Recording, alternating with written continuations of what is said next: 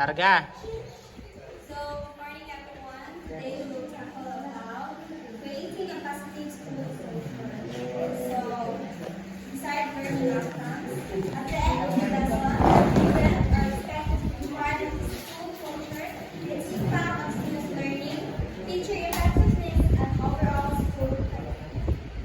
Second, identify the key elements of a positive school culture, including shared values, supportive relationships, clear communication, and inclusive practices. So, lesson 1. School culture. According to Milan in 2007, it can be defined as the guiding beliefs and values evident in the way the school operates. It can be used to encompass all the attitudes, expected behaviors, and values that impact how the school operates. So, based on the definition that I will use, that we have already an idea of what the school culture is. What is school? School culture. So, school culture, may mga example sa gusto. For example, for example, is supposed to sa gusto ay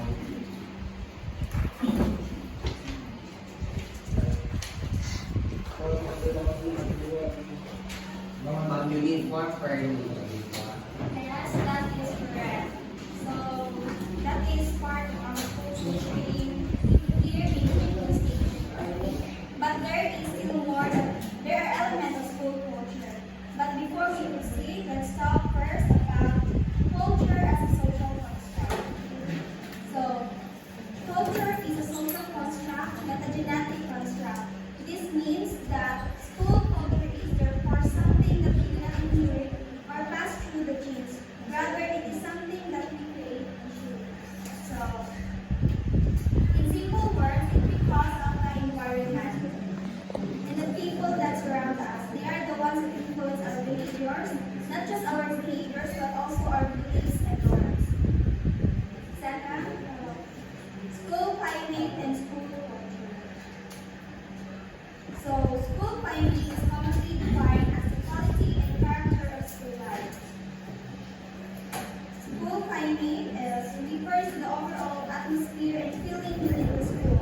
In a positive school climate, students feel safe, supported, and respected by both their peers and teachers. For example, students are encouraged to express their opinions and ideas in class without fear and ridicule or judgment. So, school culture. School culture encompasses the shared beliefs, values, and traditions of the school community. It includes the attitude and behaviors of students, teachers, administrators, and other staff members. So, example for this is a school with a strong culture, academic excellence. We have a tradition of celebrating student achievement through awarding certificates and recognition programs. So, there is also we celebrate the ceremonies sa atong DL and DL scholars. And so now we'll delve into the element of a positive school culture. So a positive school culture is characterized by the following: collegiality. First, collegiality. So, Danny Amanda, can you read what is collegiality in the paper that you provided?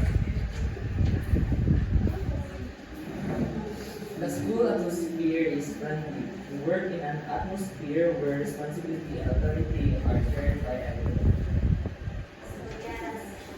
So, collegiality example ani is nag-group tanay sa grupo diri silang tanan is extrovert like high but except one. So, sa dilang nag-share na silang mga topic o mga ideas, and then atong introvert nag-share po siya. So, instead na, pwede lang kami nilagay na ang ideas but then wala nang nagagawa. Instead, nag-brainstorm sila para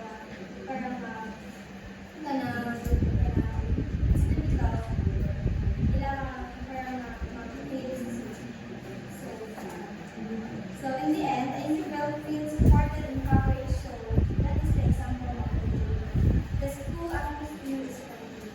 Second is experimentation. The atmosphere encourages experimentation and so will welcome mistakes as part of the learning process. No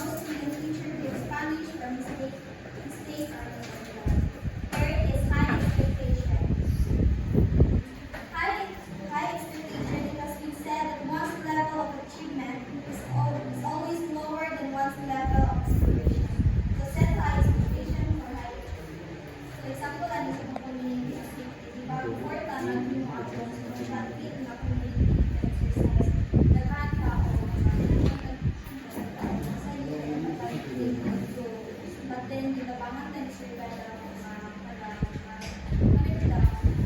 diba kayo mag-expect mo dito para sa siyempre kita man main leader ako. And then, ako kung na-achieve tura po sa ilang words and so, trust and confidence. So, trust and confidence,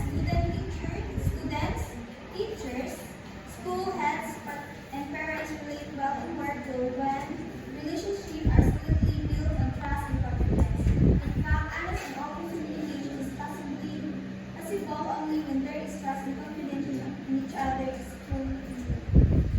so, para sa diya na itong trust and confidence, so kung example lang ito sa ito nga isa ka grupo, tungod kayo nag-support lang sila sa each other, so na-agree trust.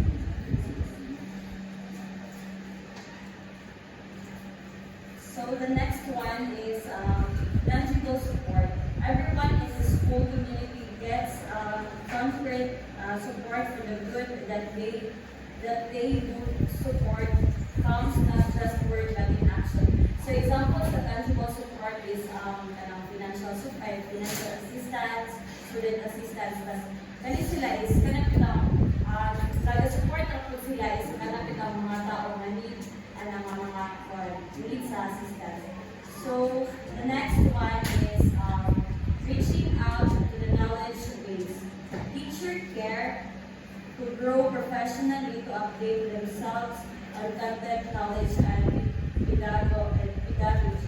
So ang example sa reaching out to the knowledge base is example mag-contact research, mag-creative research. So dili man natin na siya ma-achieve ang research din. Kanang bitaw wala tayong ma-ask na teacher na like ang knowledge sa teacher is kanang ma-adapt na to. So makahit na research tawag sa ilang magtabang. So the next one is appreciation and recognition. Certainly, words of appreciation and recognition make classroom climate highly favorable and a reminder to teachers, you are not made less when you praise others. Instead, you become magnanimous, so don't be stingy with your sincere praise. So, ang ating example sa appreciation and recognition is kana become kanang mga needs according sa ginagawa nila ilang is pinaselebrate nila ang kanang mga students na kanang recognize po nila ang students na kanang mga kuan sa ilang mga achievements o effort nila nila. Tapos example po na is kanang mga athletes na nagbilangan nila ay ako na o recognize po nila. So, that's fun yun. The next one is care, celebration, and humor. Kids don't care what you know until they know what you care. They don't listen to their teacher when the teacher doesn't care. It may be good to remind teachers that many of students, especially those who struggle, don't receive nearly enough positive feedback in the school, in the classroom, or in their personal lives. So the next one is involvement in decision making.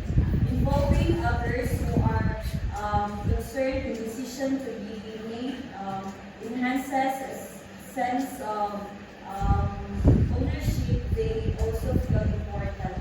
So actually, involvement in decision making is kind of like patawag ang president o meeting sa mga Islam boards.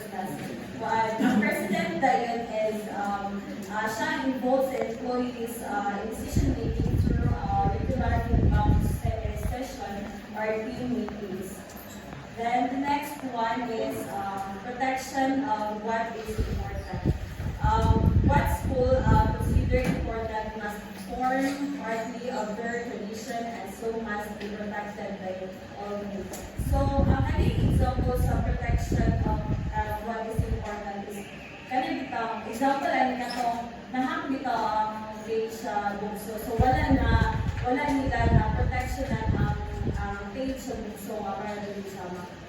So the next one is tradition. A school must have an intentional culture-based program on shared values, beliefs, and behaviors.